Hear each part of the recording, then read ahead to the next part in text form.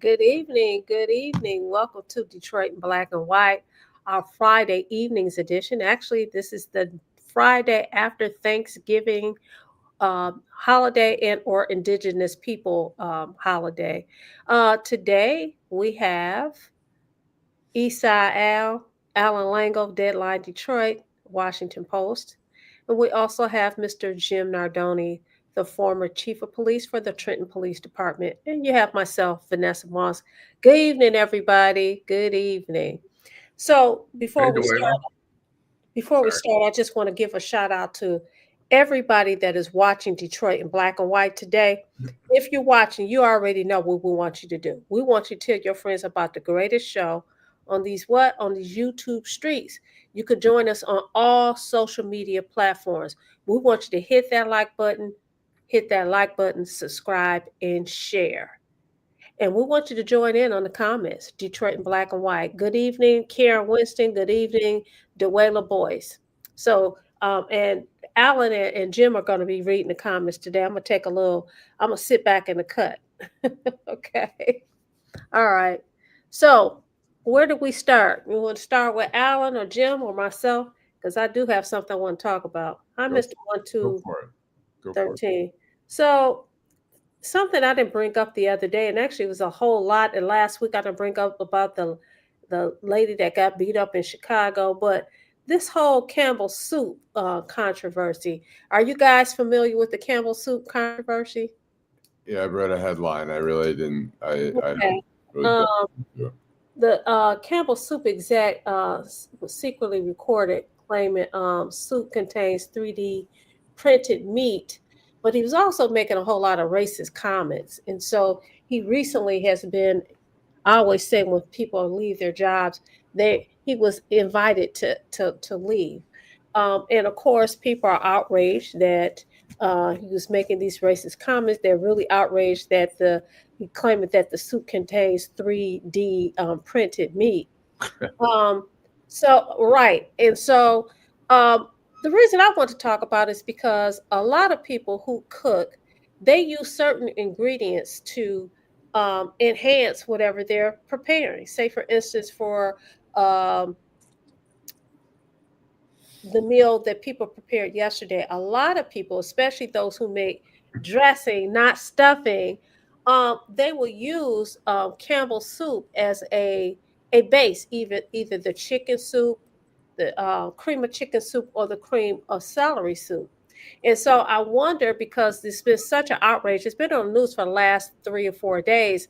I wonder how much of an impact it's going to have on Campbell soup. Because realistically, you don't have to buy Campbell soup. You can buy whatever store brand there is. You can buy Myers cream of chicken, or cream of mushroom, or cream of celery soup, or um, Kroger brand, or whatever the other grocery store is. Cream of chicken soup. Absolutely, Janet. Um, but you guys aren't familiar with it. But I thought maybe we could kick it and talk about it. But you guys aren't familiar with it, so maybe y'all talk about it tomorrow. So what? What? So what?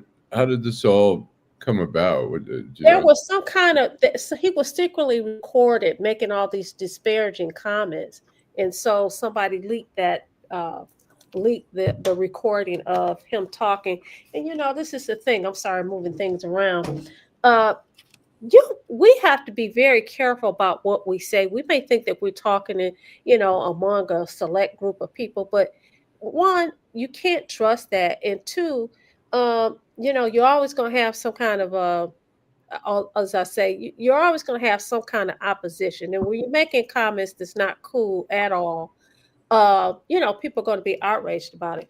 Now, I'd rather know who you are and how you feel about me as a woman, as a black woman, as a mother, as a person of society, as I'd rather know how you feel about me. So I don't mind you being outspoken about how you really feel. I want to know how you really feel. I don't like people hiding behind, shades, as I would say, hiding behind shades. So, yeah. So I just want to bring that up. I had a couple of other stories that I want to talk about. I got to go look. I text them to myself. So I will ask you a question, Alan. We got an interesting text message today about a story that you did in Deadline Detroit. What story is that? Say that again. You have a question about what? You had a story in Deadline Detroit. We all got a text message, and they said that it was a really good story in Deadline Detroit.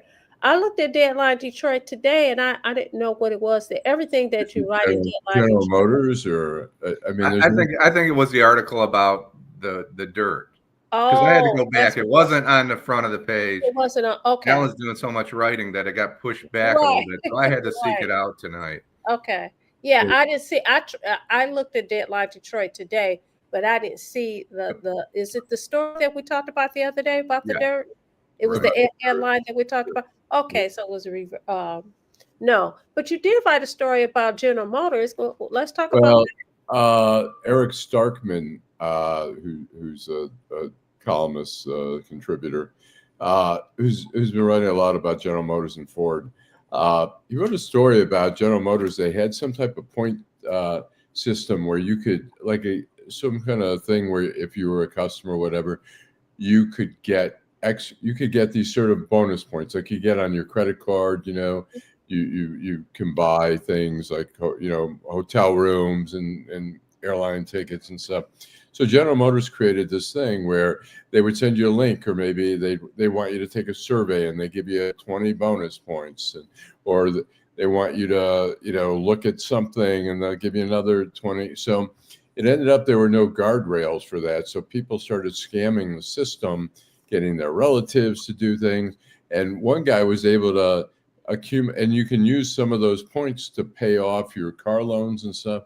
And one person was able to get around everything, and he was able to pay off his car loan, like a $56,000 car loan on a Cadillac Escalade, somewhere around there. And so the point of the article was that GM is really sort of fancying itself as a technology company. And the point he was making in the column was that here's a technology company that's supposed to be, they have a bunch. GM is more decentralized than Ford. Ford has a huge headquarters over in Dearborn, and GM has a lot of people in Silicon Valley and in Seattle and all spread around like that. And so what he was saying is you have the top-notch people that you're having to go and let them live in Silicon Valley, and they're producing these products that are not very good, that are, there's not a lot of safety proofs or whatever on the system. So it's kind of an interesting thing, but people started learning how to scam GM, and they were getting a lot of money. They were getting a lot of points. I think so many points was equal to $1. And like I said, this one guy paid off his Cadillac Escalade with all the points that he kind of figured out. I remember back in the day, because my grandfather worked at General Motors, so did my grandmother. And then I'm trying to think of who worked at Ford. But anyway, if you wanted to buy a car or something like that, they could, first it was just for employees. Then it was family and friends. And even if you didn't have a family or friend, I recall people going to to purchase a vehicle, and they say, you don't know anybody, just find somebody, and they'll say that you're a relative. So I just think the system was designed to be scammed. I'm not trying to be funny, but I just think that it was designed that way because there were no guardrails, and I don't know if there ever was any guardrails. And as far as I'm concerned, as much as they charge for these vehicles, I think it's ridiculous. Well, I mean, the problem is, I don't know what the profit is on each car. I mean, we used to go to car dealers and say, "Oh, give us the best deal," and they'd say, "Oh, this is a great deal. You're getting a great deal," but we never really knew what the cost was of the car and what the profit was. Particularly used cars. I mean, that's where it's crazy time. Yeah. Where used car dealer. I mean, I had a classmate from Oak Park High. He went to Michigan State. And he was in college. He was a used car salesman, and he told me it was really, he was really over, making a lot of money ripping off people, basically.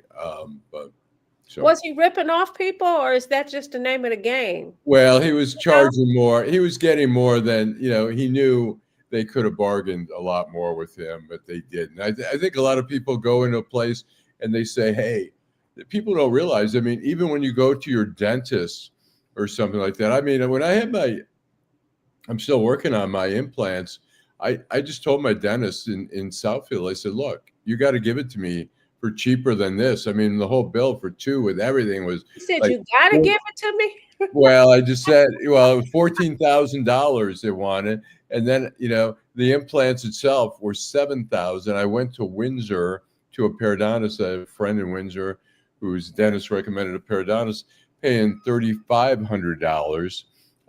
So I think we think particularly medically and dental wise, when we get a price, we just assume that's it. When particularly dental, you can shop around. There's a variation between a dentist in Dearborn and a dentist in Grosse Pointe and a dentist or a dentist in Southwest Detroit. Listen, I'm gonna keep it 100. I'm talk about two things, and then Jim, you need to get in there. One, when I go and buy a vehicle, I always go in there knowing that they're gonna get over on me because I'm a woman, right? And I don't know anything. Is it a V8 or a 6.8? All I know is a beautiful vehicle. I like it. Has all the bells and whistles. So I know that I'm probably going to be overcharged for a vehicle. But to your point about dental work, I mean, people do shop around. I used to go to a dentist's office in Southfield, but because I was self-employed, a self-employed attorney. Listen, I couldn't afford to pay all of that. But of course, when you're talking, you want to have a nice, pretty smile, right? You're talking about people. So I started going to dentists in Southwest Detroit. The price is cheaper, much cheaper than it good than dentist. me going to a dentist in Southfield. Right. Jim? Good dentist. Yeah, absolutely. Actually, where I go, the owner of the dentist office, his niece and I are friends because we went to law school together. So she's a colleague. Okay. And so I was able to get hooked up, and I started going there. Jim? Let me say something real quick about that. When I was in DC, I just got there and I lived on a street on Connecticut Avenue. It was high-rise apartments. There were 2 blocks away. There was a dentist in one of the high rises. I went there and he filled one cavity, and I was in pain for like 3 weeks. He was kind of a nervous guy, and they called me back, said, "Hey, you want to come back, finish the other work?" And I'm like, "Yeah, I'll get back to you." But so sorry, Jim.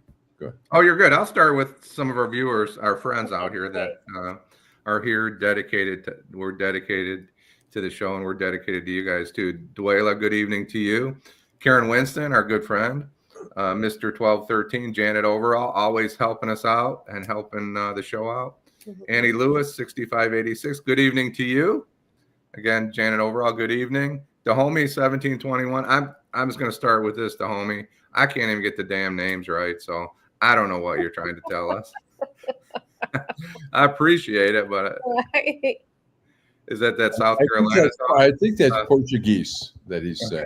I think it might be the Gucci. Yeah. What is it called that in South Carolina? Greetings to Jan, 6179. I saw Jan this morning at the gym. Cream of chicken soup. Miss Sheila, sometimes the dimmers allow you to see what you don't want to be seen. Mm-hmm. That's in response to me talking about the guy, the CEO for Campbell's. Well, I want to talk about that, but I want to finish the comments. I want to come back around. Internal combustion engine was succeeded because of massive public investment on infrastructure. It wasn't market forces, I should say. You don't like my music. We're glad you're tuning in from the other side of that bridge. Anthony 9947 smiling. We see you smiling. If you want to convert to electric, it takes a huge effort. Miss Sheila, Miss Vanessa said what she said. The homie, I DoorDash. That's all I see. Thank you. The Green New Deal included all of this. You don't like my music. Use car salespeople have a lot of room to charge too much. Miss Sheila, remember that Trump has spent. You don't like my music has beat you to Trump, Allan. Trump has so far spent at least twice as much as the Green New Deal may have cost, would have cost. Americans are being robbed. You don't like my music. Good evening, Eric Brown. Good to see you, Eric. Would you put the address in the comments? I'm pissed with my dentist. Well, I just got a new dentist myself, and boy, is he expensive, but he's good. Good evening, Tamika Rainey. Good to see you. You don't like my music? Love from Toronto. How was everyone's Thanksgiving? I had a good one. Thanks for asking, Tamika. Hope yours was good. Good evening to Dorian, our old friend Dorian, 5846. Geechee is a language in South Carolina. Absolutely. Yes, we got you there, Eric. Thanks. And good evening, Felicia Dean. Glad you're tuned in tonight. I want to talk about something you said earlier about the Campbell Soup guy. And we had that comment about it. I'm going back. Trying. Well, you going back? I'm Sheila. Here's the thing. If you listen to people, they will tell you who they are. They are who they are, and they will tell you who they are if you just pay attention, right? I have conversations with people all the time, and I walk away, and 3 hours later, in the back of my head, I said, did that person really just say that to me? Because they told me who they were. Mm-hmm. And people will tell you who they are. That's really unfortunate because it's a bigger story. I did read a little bit about it now that you mentioned it, but this guy's a sleaze bag, right? Absolutely, a sleaze bag. And listen, like I said, people don't even have to buy Campbell soup. You have other alternatives, but I will say, if you were to come to my place and look in my cabinet, you will see Campbell soup. I buy the cream of celery, and I also do the cream of chicken, because sometimes when I'm making, say for instance, this weekend I didn't cook for Thursday, but I plan on making, I'm thinking that I'm going to make chicken pot pies. And so I will use the soup as part of my base for the chicken pot pie. But, of course, since I've seen that, I'm like, I don't know if I want to support the company. But here's the thing. A lot of times we can say, hey, I'm not buying this anymore because this person feels this way or whatever. To be honest with you, we'd be walking around with no clothes on, getting no dental work, not wearing glasses, not getting our hair done, because a lot of these people, there are a lot of people who have prejudices, biases, so on and so forth. But there are also a lot of people that are good people. So, Should we take a break? And then I'm going to get to my... Yeah, absolutely. That's not an outrage, but my subject of the evening. Yeah, let's take a break. Hi, I'm Eric Sabri, your Wayne County Treasurer. Are you living in the home of a deceased family member and you're facing property tax foreclosure? Or maybe you know someone who's in the same situation. The probate process may be helpful to you. If you file a probate petition and notify our office, the foreclosure proceedings will be halted during the probate process. We have several nonprofit partners who have free attorneys who can assist you. Contact our office, 313-224-5990, or email us at taxinfo@waynecounty.com. Don't lose your family property. Some of these properties have been in the family for 4 or 5 generations. Contact us now. We're here to help.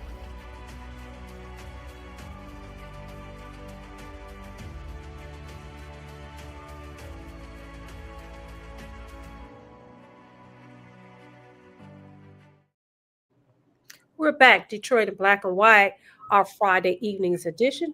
This is the Friday after Indigenous Peoples Day or Thanksgiving holiday. And you know what, Jim, after you talk about what you want to talk about, I do want to give a little commentary about yesterday. I can wait. Go ahead. Okay, so, we grew up, and I'm going to say we, Allan, Jim, myself, as well as Adolph, we grew up and we knew Thanksgiving to be Thanksgiving holiday, right? Turkey, corn, show Indians and all that.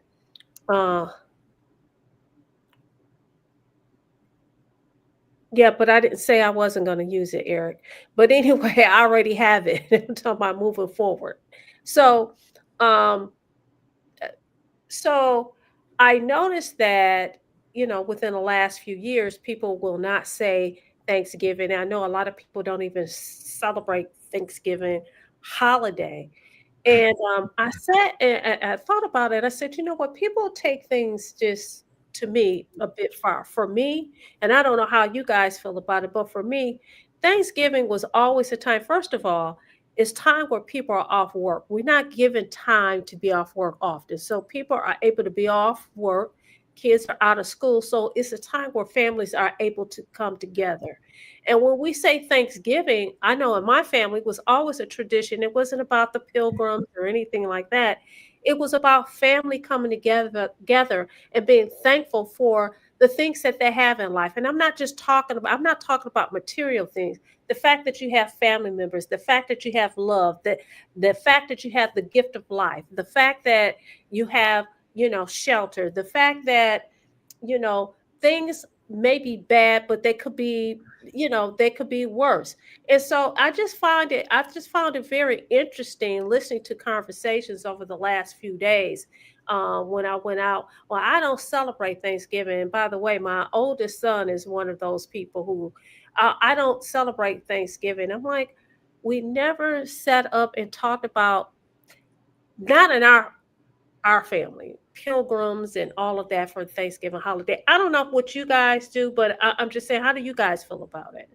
I, I'll say something interesting.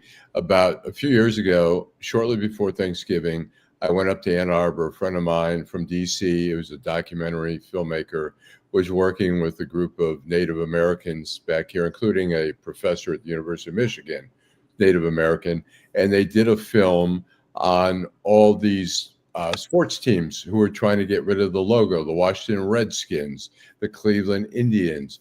And it was a great documentary. We watched it. And so afterwards, there was a discussion by one of the professors who's Native American. And she says, as long as my kids live under my roof, we will never celebrate Thanksgiving. It's,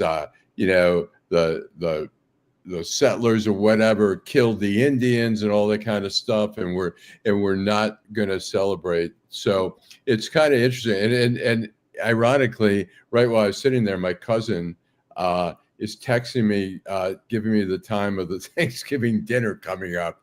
So I think we've sort of glamorized what that's all about, Thanksgiving, but to some of the Native Americans, they see it as really just not a cool holiday. But anyways, but we celebrate in traditional ways. What do my you whole say? life. People should do whatever they feel comfortable doing. If they don't want to, if they believe that, like, you don't like my music, Thanksgiving should be a holiday that recognizes indigenous rights. People need to recognize whatever they want. But I agree with you, Vanessa, that it was the fiction, I guess I'll go there, that, the pilgrims, who were called pilgrims, and the Native Americans got together and they shared a meal, and, they were, one with each other. And we know that that's just not accurate, right? Everybody knows that's not accurate. However, it's more of the myth of Thanksgiving that brings people together, and there's nothing wrong with that either. I just want to touch on G Money. Holly was talking about the corporate. It's interesting. He talks about the Campbell Soup. The corporation fired him, but he'll get hired by somebody else a year later. It won't take a year, because they go from Home Depot to Ford to Campbell Soup to Microsoft. And you're absolutely right. It's part of that network.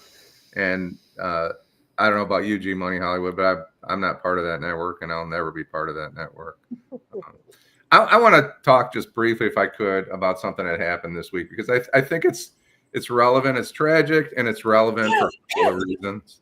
I think we need to honor a young lady. Her name is Sarah Beckstrom. She was a West Virginia National Guard member who was murdered in Washington, D.C. I don't want to talk about who murdered her. I want to talk about everything else. All right. It's a tragic case.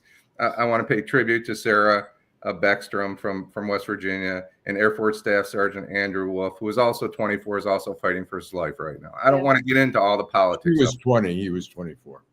Right. She was 20. He was 24. My point is this. We all have to be responsible for what we tell other human beings. That's where some of these things start. The man that killed this young lady and also wounded this young man, he is responsible for his own actions. Stephen A. Smith had a really good story about it. He tore into the president, and then he tore into the 60s. Stephen A. Smith did? Bad, really bad. That's shocking. Really great story. If anybody out there watching gets an opportunity, take the time to watch Stephen A. Smith's little segment on this. A little long.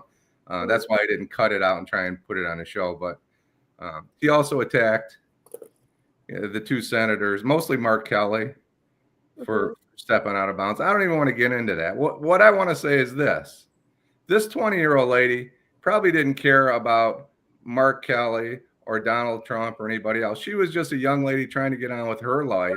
Right. She wanted to be a military police officer, hoping to get in law enforcement. Now she's gone.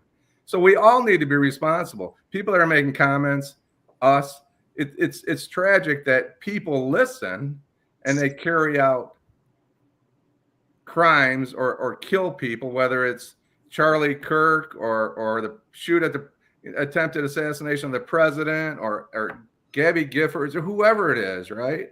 We need to be more responsible because there are people out there that are unhinged and we need to give those people guidance. We don't need to inflame them. And that's what it seems like. Not just the press. It happens at Tim Hortons on the corner, right? It happens everywhere. Yeah.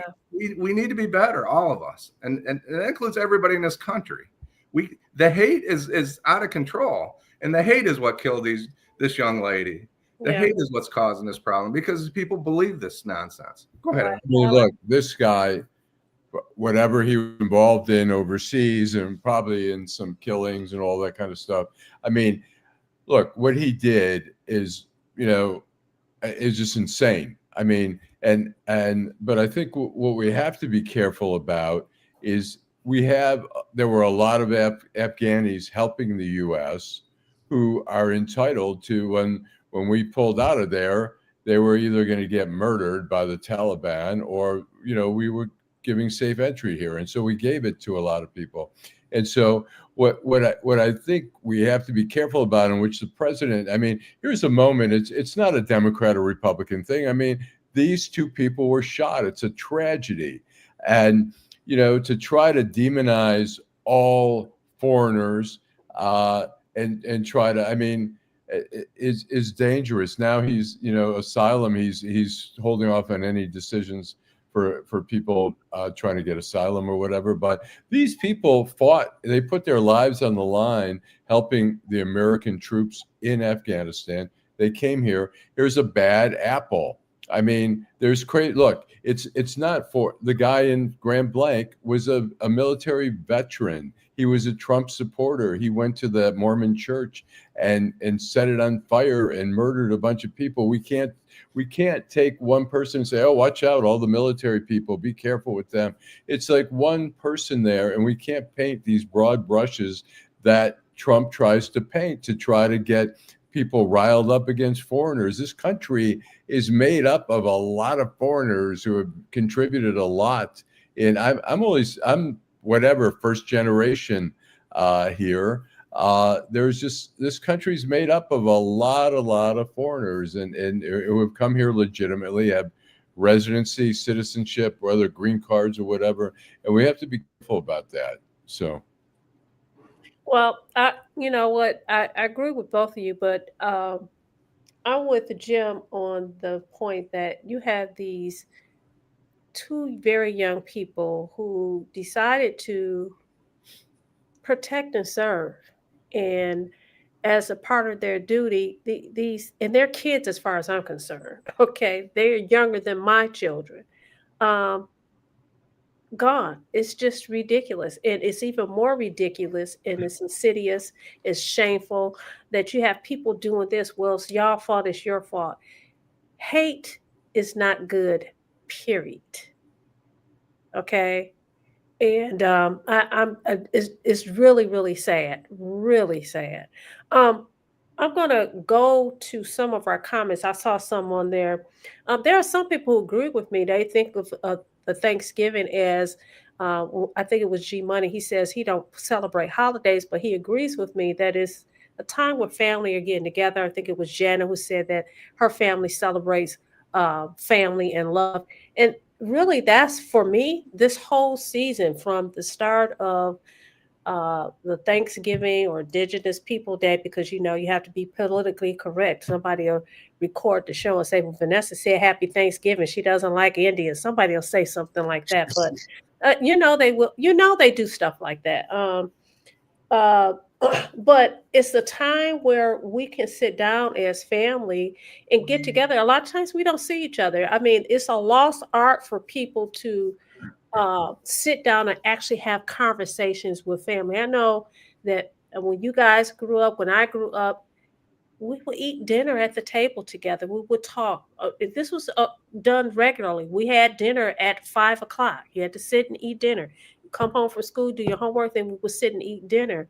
But that seems to be a lost art. But when it was time for holidays, everybody's off work. They don't have the pressure trying to hurry up and cook dinner to have it done by 5 o'clock so people can sit down. It's just a wonderful way to fellowship with family and friends. And so I just find it interesting that people have taken it to another level. The same thing with Christmas. I hear people say, well, Christ wasn't born on Christmas Day.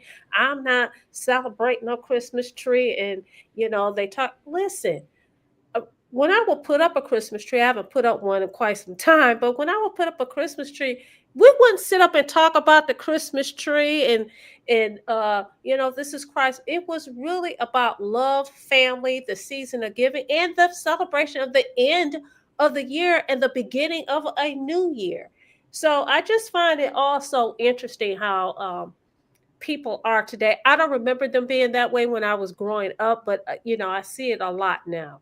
I think the holidays, a lot of the holidays, people don't even remember what the origin is. Memorial Day is to commemorate the fallen soldiers who fought for this country. People don't remember. They say Memorial Day. What are we doing? What are we doing for the weekend? The malls have there's barbecues. The malls have sales, whatever. Same thing Labor Day. People don't, you know, a lot of people don't understand that it's actually to celebrate labor. They're like, what are we doing? Where are we going Labor Day weekend? What are we doing? You know, the holidays are becoming, you know, Christmas is more of, I mean, it's so commercialized now. I mean, it's great to have holidays where people can get together, where people have time off. I mean, this country, when you compare this country to other like European countries, they take more time off. I was in Greece one summer in August, and it's like August is like holiday time where everybody's going away and there's hardly anything open, and people respect leisure time a little bit more in other countries. So whatever time we can push aside to spend with family is great. You know? Yeah. So I want to get to a couple comments, if I could, Vanessa, before we. Sure, absolutely. These are folks that spend time with us. We appreciate it. Dorian Denard, facade of America and its distractions aren't resonating anymore. Thank you for that comment. Appreciate it. Wear the white poppy, not the red. You don't like my music. Janet, yesterday we ate, talked, watched TV. I lost it. It's moving. No yesterday, phone, no iPhone. we ate, talked, watched TV, and played games. No iPhone games. It sounds like a perfect day, Janet. Yeah. I hope you had a great day. Whatever you invited celebrate. me over, Janet. Americans have lost their compassion for life. Compassion is now based on a political party. Stephanie Jackson. I think there's quite a bit of truth to that, Stephanie. Absolutely. We are, you know, I grew up in an Italian family. It was like my cousin Vinny on the weekends, right? Sunday dinner. It was just like everybody, you know. And a lot of times it didn't. I'm sure Allan would be surprised to hear that because I'm, you know, I'm pretty go along to get along kind of a guy. But that's how it was. Sometimes you would take the opposite opinion, whether you agreed with it or not. It was kind of like debate class. To marry 5 boys and a parent. So that was the Nardone boys. Watch plan. out. You know, it was yeah. What did Tamara say? Tamara Kim, what did she say? Black people built this country, but are never given payment. We fought in the Revolutionary War that made America a country and got no thanks for it. Thank you, Tamara. This hate has to stop. And she's absolutely right. Thank you, Tamara. That was Tamika. And I want to just touch on, you know, like my music's point. And the homie has a good point too, but they shouldn't have even been there. Well, we can do that, you know, like my music. I'll tell you, and I'll just briefly talk about my career as a police officer. There's a lot of cars I wish I had never stopped because it turned into lunacy, right? And the policemen and the National Guard, I don't think they're really doing anything there other than be a force. But there's a lot of things we can all look back and say, I wish I hadn't done that, or I wish I hadn't. But I didn't want to point the finger. I don't want to point the finger at the nationality of the guy that did the murder. That's, as Allan pointed out, that's irrelevant. I'm only pointing out the humanity here. We have two young people that followed their assignment, showed up, did what they were supposed to do, and now they're gone. We don't know if they were Democrats. We don't know if they're Republicans. We don't know if they worship Donald Trump or hated him with a passion. And it's irrelevant. Right. Jim, you and I agree on that. Yeah. But I want to say, and I know you guys are going to give me a little shit for this, but I'd like to, the president doesn't pass up an opportunity. Here's pardoning the turkeys. And I actually have a little video that today go by the names of Gobble and Waddle. When I first saw their pictures, I thought we should send them, I shouldn't say this. I was going to call them Chuck and Nancy. But then I realized I wouldn't be pardoning them. I would never pardon those two people. Now, and out of nowhere, took shots at the mayor of Chicago and the governor of Illinois. The mayor was a low IQ person. The mayor is incompetent, and the governor is a big fat slob. Happy Thanksgiving, everybody. I mean, here's an opportunity on a holiday. You have this very fun little thing. You're pardoning the turkeys. And I mean, we need somebody who's going to unite, or at least when the opportunity comes to have some very bipartisan event like the pardoning of the turkey. And, I think that it creates the narrative that's very negative. So. Yeah.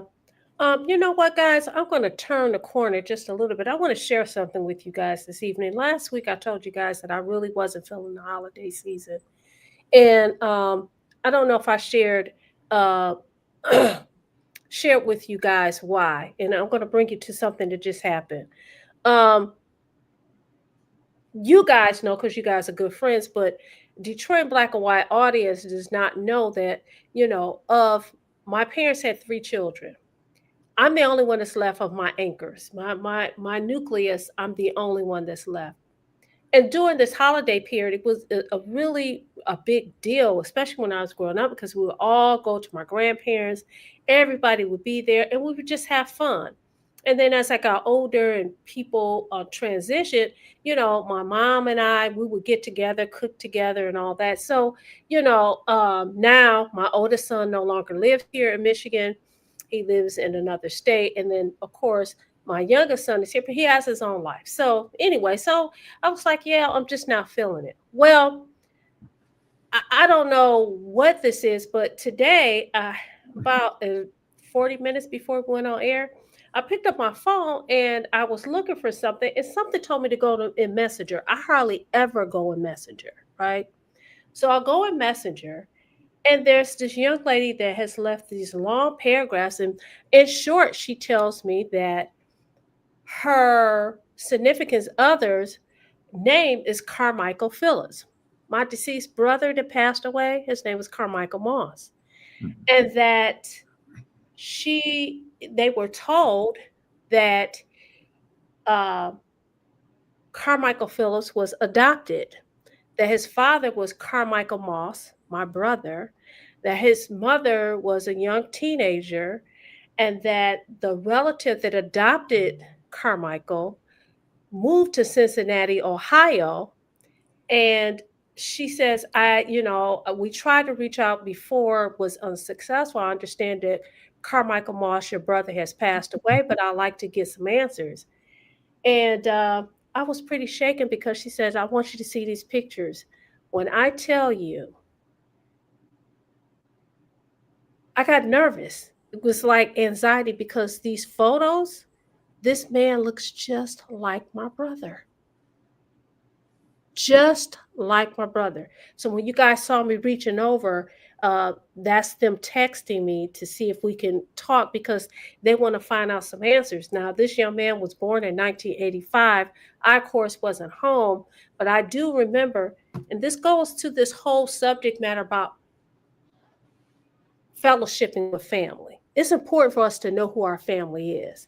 I know that my brother, and I'm not making any disparaging comments, my brother was a wild child and he had kids. He started having kids when he was a teenager, but we never knew. He was a very popular guy. The girls liked him and he liked the girls. But it's important that you know who your family members are. So I don't know. I did call Travis before we went on air. That's my oldest son, to tell him about the text message, and I showed him the pictures, and he said, "Mom, that he looks like Uncle Mike, and he looks like you." And I, of course, gave the lawyer answer and said, "Well, yeah, a lot of people look alike, but we need to see what that DNA test look like because the other side of me is people are always scamming. Okay, you never know. But the point that I'm trying to make is that I think it's important, especially during this time. A lot of people want family. I don't think it's strange that I'm feeling, as we say in the streets, I was feeling a way. Okay, I'm feeling a certain kind of way, and I get this messenger from this strange person and these photos of this man that looks just like my brother. That's kind of exciting and scary at the same time. Yes, it is. It kind of is exciting in a way, right? You might have a nephew out there that you probably like. A nephew out there with great nephews. That would be That's awesome. something. If it is, it'd be really exciting to be able to meet them. And when I looked at his profile, he was born in Detroit, Michigan, and it shows that he was raised in Ohio. But that means that he went through the foster care system, and I wonder what kind of life he's lived. You know what I'm saying? Being adopted. That's something else. But anyway, I want to share that with you guys. Well, that's exciting. It's probably nerve-wracking today. Alan, do you want to go to some of those comments? Yeah, Dorian said, "Don't get calm, Vanessa. People are using AI now." Thank you, Dorian. I'm glad I did say something about the DNA. I did see that one. All right, I'll read some here. I'm not sure. I guess I'll just start here. Stephanie Jackson. Family unity has been lost, which equates to lost traditions and fellowship. Kameric Kemet, can you have a show to focus on reparations? Detroit Reparations Task Force just made their determination in crickets from the media. Eric Brown, Stephanie, say that, and it is sad how people have come despicable. People all in the name of neither party give a damn about the people. Dorian Denard, when the morale of the country has died, so has society in that country. Remember that, this is You Don't Like My Music, remember that only in America celebrates Thanksgiving Day. Although I thought Canada has some Thanksgiving Day, but not on the same day. Too. Yeah, and I thought he's from Canada, right? Toronto? Yes, that area, right. Overall, next time I will, Vanessa, Dorian Denard. I got kicked out of a dealership today because I told an elderly lady to shop around for a better price. Oh, good. We need more people like Dorian out there. Right. You don't like my you have to go with me when I buy my next vehicle, because I swear I think I overpay for every vehicle that I have now. I'm thinking about buying a new one, but I'm trying to resist. Retail therapy. You don't like my music, blame Trump, G Money Hollywood. You're right, Alan. The average American PTO is 2.5 weeks per year, while the rest of the world is 5 weeks. Some country standards are set on unlimited PTO. The average American is overworked and underpaid. Amen. You don't like my music? I'm pointing the finger at Trump. You don't like my music? Who put them there? Janet, overall, 2 families are grieving. I'm saddened. Talking about the National Guard members. You don't like my music? Trump doesn't realize Gobble and Waddle were named after him. I like that one. Truce Nationify. True Sensation. True sensation. She's our friend. Yeah, she's our good friend. And this is why hate is all at an all-time high. You know, like my music was just bad idea. M. Sheila, no class. I think talking about the video we played. You know, like my music, I'm not sure most Americans really understand what's happening. You know, like my music, hardcore nationalism. You know, interesting. Charles de Gaulle, I think I might have said this last time. Charles de Gaulle said the difference between patriotism is patriots love their country more than themselves. Nationalists hate everyone but themselves. You know, like my music, stop excusing martial law. Daniel Britton, fuck Detroit. That's for Adolph. Adolf needs to get, you know, Right, fuck Detroit. Dorian I don't think he would say F Detroit. I No, think he he'd wouldn't, say but F he the would. Lions. Yeah. Fuck the Lions. I said that yesterday. Don't Dorian Denard, don't get conned, Vanessa. People are using AI nowadays. That's I was thinking the same thing, that maybe someone's created some photos, but there's also, you know, it's So this is my thing though. I think that's a very good point, because I could get conned, but I'm like, how did you pick me of all people? You know what Nah, I'm saying? it doesn't sound like it on its face. And you're talking to a guy that was in the business for a long time. There's something going on there, Vanessa, and you got to keep an open mind for So sure. yeah, I mean, it's like true. that. I get Dorian's point. I agree, Yeah. but it's not like, well, I don't know this. Maybe you have Rockefeller kind of money, and they're trying to He get a couple didn't. of I mean, billions, no, he but didn't. I doubt it. It doesn't Yeah, sound. you know, It I'm doesn't very sound that way. transparent. Yeah, I'm very transparent. No, my Yeah. brother, before he got sick, he was a street guy. He was out in the streets doing his thing. So they don't really have anything to gain. Populating the earth. They don't have anything to gain. Right. So if I And- find out that he is my nephew, it'll be great, because I have no nephews. I That'd be don't know if great. you And guys the know legend that. Ira I Todd's have out no there too. nephews. Our Unless friend they're, and Oh God. yeah. our friend and legend, having a great time watching you guys. We're glad you're out there, Ira. It's good to see you too. Ira recovering from his hip surgery still. Oh wow! Listen, let's go to a commercial break, and then we'll come back. Detroit in Black and White, our Friday evenings edition. Homeownership opportunities are rising in the city of Detroit, and there's a house out there that's right for you and your family. You don't even have to worry about credit or getting a loan. You can win a house for as little as $1,000 and pay for the renovation cost as you go. It all starts at buildingdetroit.org and the Detroit Land Bank Authority. Our auction and Own It Now programs offer a variety of houses and neighborhoods all over the city of Detroit.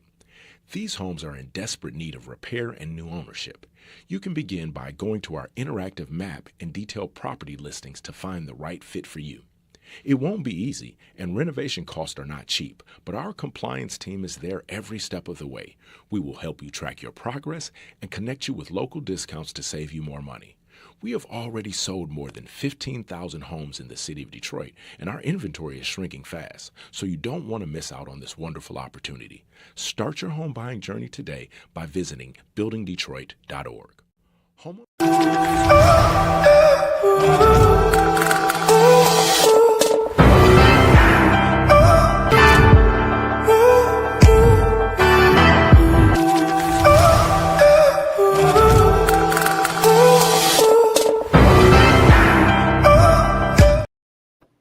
We're back, Detroit in Black and White, our Friday evenings edition. I'm sorry, excuse me.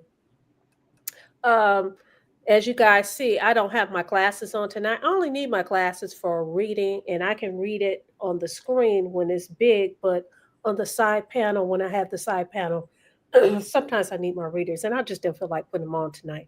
So anyway, want to take it, Jim or Allan, because I don't have anything really that I want to talk about today, except for the few things that I did talk about, but I agree with G Money Hollywood. Campbell needs to quit calling plays and pass his torch back. You pick the offensive coordinator; he should be calling the plays. I agree with that. But I want to go back to something else. I think they're going to miss the playoffs too. I think they're going to be 7-7 here in a minute. G Money, because Dallas is pretty tough and the Rams look pretty good.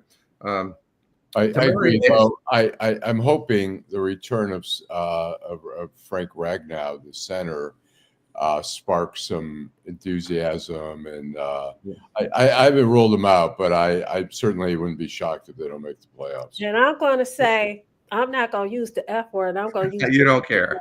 I'm gonna say bump the Lions. So I want to go back to Tamari's point about reparations. Maybe I don't know anybody, but do we know anybody that's on a reparations task force Well, I that we know could we get to knew come some on the people show? that was on the reparations task force. We actually, the person who she was supposed to come on the show and talk about it, but I'm sure when we talk to Adolph, we'll be able to get somebody on the show to talk about reparations. But Yeah, hopefully we could. I know you had somebody, and some people will say that he was rogue. He wrote up his own. Keith wrote up his own thing about reparations. I don't know what happened with that, but um, look, I don't know. I have no idea. I think on a citywide basis, it's going to be awful difficult. I mean, it's a good place. It's ambitious, and I appreciate it, but it needs to be bigger than the city of Detroit to get anything done. That's just my take. Stephanie says she hopes somebody independent is watching on the reparation task force if money is involved, or it'll end up like the talking about the Riverfront Conservancy. Yeah. Amen to that. And Eric says it is not a priority for anyone, and that is why you will not see it happen. Eric, are you talking about on a national basis? So here's the issue: when it's local, people can have all the best intentions in the world, but if they don't have the resources to make it happen, it's not going to happen. It's got to be a bigger. It's got to be more federal. It's got to be federal. I mean, the money that we're talking. I mean, there's money. Obviously, we always say there's no money federally, but we're sending $40 billion to Argentina. And so there is billion, right? I'm sorry, billion, right? Billion. Yeah, 40 billion. Yeah, and so obviously there's some money there. We just have to figure out where it's at and what it looks like. I haven't seen I didn't notice there was a report out. I'd be curious to look at it and write about it. What's irritating for me though, it's just so interesting to me that everybody can get money, but when Black folks are talking about reparations, it's always, well, they should. It's not always. Those that say that there should be reparations, they're saying it because it sounds correct politically, but they're really not going to do anything about it.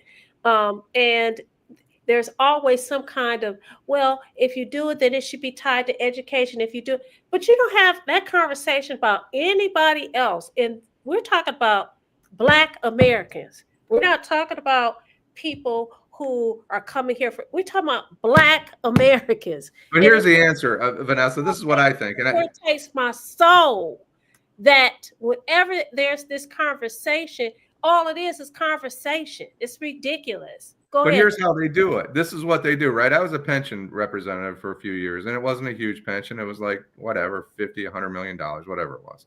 There is money out there, right? So it needs to be a private-public partnership. They need to peel money off from the earnings of if this is the plan from Microsoft and General Motors. That's how they could make any process work, turn it into a pension-like system. I'm not advocating or against or what. My point is more people need to be involved. It needs to be a global process. An example that can't get it done. I'm gonna give an example. You got all these private companies building this gold ballroom on the White House, like you said, private and public put together. But when you talk about reparations, no. And our people, I'm talking about for real. They may have the conversation. Well, yeah, that's a good idea, but no action behind it or anything. So it's very irritating to me. And I agree, Dorian. Neither party is interested in reparations. We're not big enough of a voting block. Okay. And Virgil, tell us exactly what you mean. Bullshit. What's your point? Give them real estate is what you don't like my music is, but there's, when he talks about real estate, I talk about real estate investment trust, right? Which is a market issue. So there's money out there. These real estate companies have all this money that they're making and giving it back to their shareholders in a real estate investment trust, both private and public. So there's all kinds of ways to get money for Detroit went out and said, we're going to put some casinos in there. We're going to peel off the money from the casinos, right? There's all kinds of methods, but nobody really has the interest. I think Eric may be right on a national basis. Petition. Well, I think one of the problems with reparations is that there isn't a clear vision what that looks like. And I haven't seen the report, but I think it's you have to start somewhere, and until there's some agreed upon vision of what that is, and then financially figuring out where that money will come from and stuff. But we've had it. I mean, it was 4 years ago on the ballot, and it's still not even really a real thing. Yeah, which is interesting because one of the people that was running for mayor of the city of Detroit, it was a big thing. He was all over the news and everything else.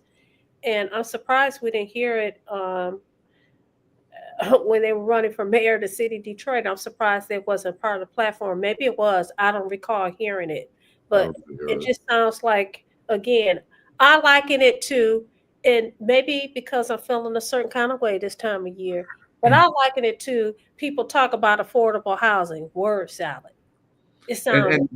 And you don't like my music's talking about private equity and foreign investment for housing, and we know why they want our homes, but it's going to bite them in the backside. You don't like my music because if you can predict real estate, it's going to go.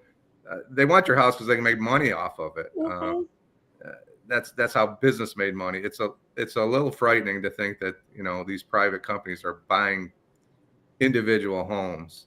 I was more talking about investment buildings and retail buildings and factories and those kind of things. But you make a good point. Jim, I do want to ask you, because the other day I wasn't familiar with the story with the shooting down there in Trenton. It looked like the young man that was he was young. The young man that was killed. Am I correct? 37. What's sad is I ran by there 30 feet from his front door. That's an apartment right across the street from here, less than a half a mile from where I live. I was there earlier that day on my run, and it's tragic. When I ran by there on Thanksgiving morning, we always want to talk about the bad guys and the good guys, but when I ran by, I could not help but feel hurt inside to think about his mother inside that apartment there as I ran by there, having the worst day of her life on Thanksgiving. It's tragic. If he did what he did, it's unfortunate, and I feel bad for the police officers that had to take this young man's life, and I feel bad for the family and the young man too. You can't help it. Right. Yeah. And he apparently got into a shooting at a gentleman's club in Inkster, which is 10 miles from here, and he lived here with his mother in an apartment, and it didn't end well, sadly for everybody. Yeah, I will say, and that's not because I haven't been to Trenton. I've been to Trenton, but I was surprised to see some residents that has the same color skin that I have that live in Trenton. Oh, there's plenty. In fact, my neighbor is okay. I was like, okay. House across the street from me. And I've come down there. We've gone to Ramsey's to eat, and I had not, even the restaurant next door, when I've gone next door to eat, I would be the only brown person in there. So I was like, wait a minute. You need to come down here more. She lived near the Browns. Plenty of African-American families, Trenton and Brownstown and Wyandotte and Riverview.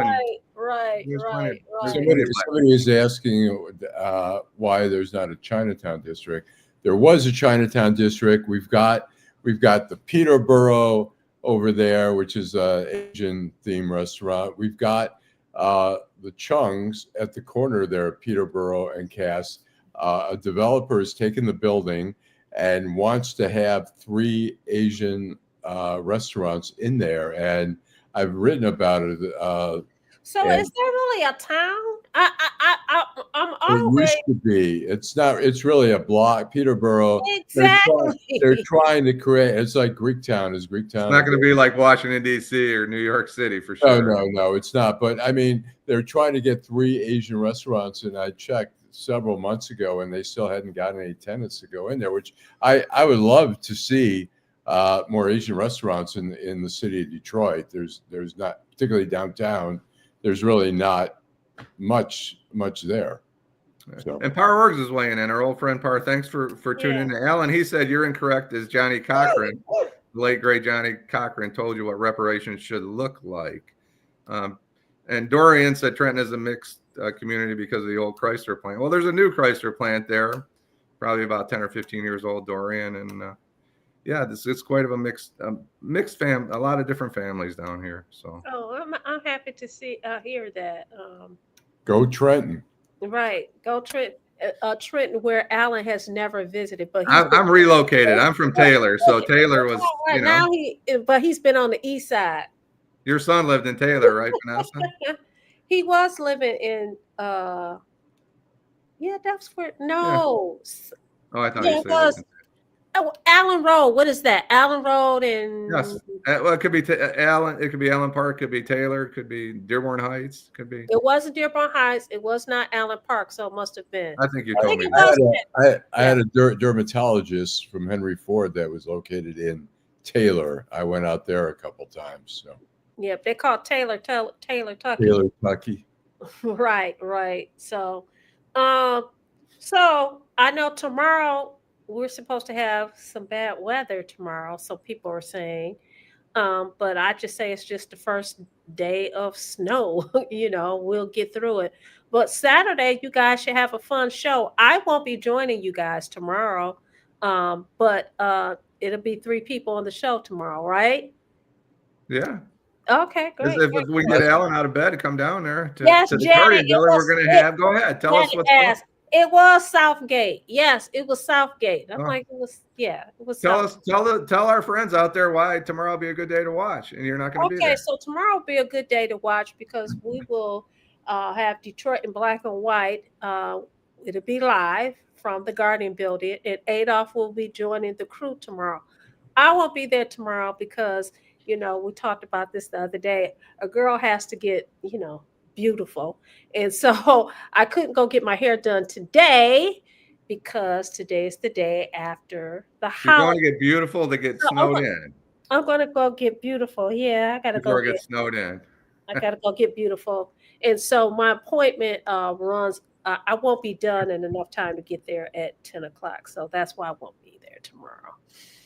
It's going to be an exciting show. We're glad to have Adolph back. Yeah. He's undergoing he's busy. He's doing a lot of stuff medically and good stuff, but he's going to be there. He wants to be there. He's got his fever going there to get back on the show. So we can't wait to see him tomorrow. She says she's late. She'll be watching. Thank you so much. And listen, I want to remind everybody, if you are watching Detroit in black and white, like, subscribe, and share. Tell all your friends about the greatest show on these YouTube streets, right? Come back and join us tomorrow morning at 10 o'clock. And I promise you, my little, because I'm usually much more excited. I'll get there. It's just that, this, like I said, I'm struggling this holiday season. But at any rate, I love you all. Eastside Al, Jim, of course, my dog, Mr. Adolph Mongo. And guess what? We love all of you. Lady T, thank you so much for supporting us. Thank you for showing up every Wednesday, Friday, and Saturday. You all have a good night. I'll see you guys next week. Peace.